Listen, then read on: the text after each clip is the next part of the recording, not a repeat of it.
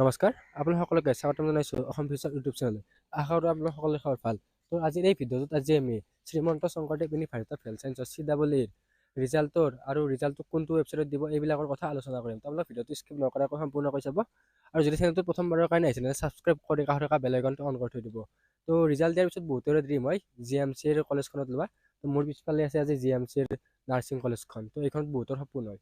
তো কাটঅফৰ ভিডিঅ' বাৰু এক্সট্ৰাকৈ দিম, এইটোত ৰিজাল্টৰ কথা আলোচনা কৰিম। বেকগ্ৰাউণ্ডত আছে এখন আৰ্চিয়ান কলেজখন, তো গুৱাহাটীৰ GMCৰ কলেজখন। তো আপোনালোকে লোকেশ্যনটো বহুতে ভাল। তো ইয়াতো মানে চিটৰ কাৰণে অলপমান কাট অফটো হাই বাৰু।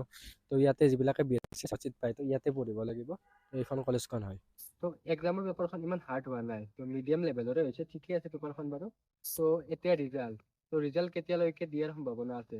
তো ৰিজাল্টটো SSC মানে যিবিলাক এণ্ট্ৰেন্স এক্সাম হয় সেই এণ্ট্ৰেন্স এক্সামৰ ৰিজাল্টবিলাক 1 মাহৰ ভিতৰত দি দিয়ে। তো 7 জুন তাৰিখে BSc নাৰ্ছিং CEEৰ যিটো আছে বি ফাৰ্ম CEEৰ এণ্ট্ৰেন্স এক্সামটো হৈছিলে। তো ইয়াৰে ৰিজাল্টটো জুনৰ মাহত ইমান চান্স নাই, 25 জুনৰ পৰা 10 জুলাইৰ ভিতৰত ইয়াৰে ৰিজাল্টটো দি দিব। তো আপোনালোকে 10 জুলাইৰ আগতে ইয়াৰে ৰিজাল্টটোৰ এক্সপেক্টেশ্যন এটা ৰাখিব পাৰে।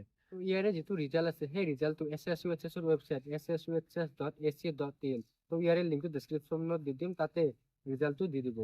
তো ৰিজাল্টটো দিয়াৰ পিছত আপোনালোকে ৰিজাল্টটো চাব পাৰিব। তো স্ক'ৰ কাৰ্ড দিব। তো স্ক'ৰ কাৰ্ডৰ ক্ষেত্ৰত বহুতে সোধে যে স্ক'ৰ কাৰ্ডটো মানে একেলগে দিব নে বেলেগ বেলেগকে? তো চাব গ'লে লাষ্ট ইয়াৰটো বেলেগ বেলেগ এক্সাম আছিলে, তো বেলেগ বেলেগ স্ক'ৰ কাৰ্ড আছিলে। কিন্তু 2022 BSc নাৰ্ছিং আৰু B.Pharm এটাই এণ্ট্ৰেন্স এক্সাম আছিলে।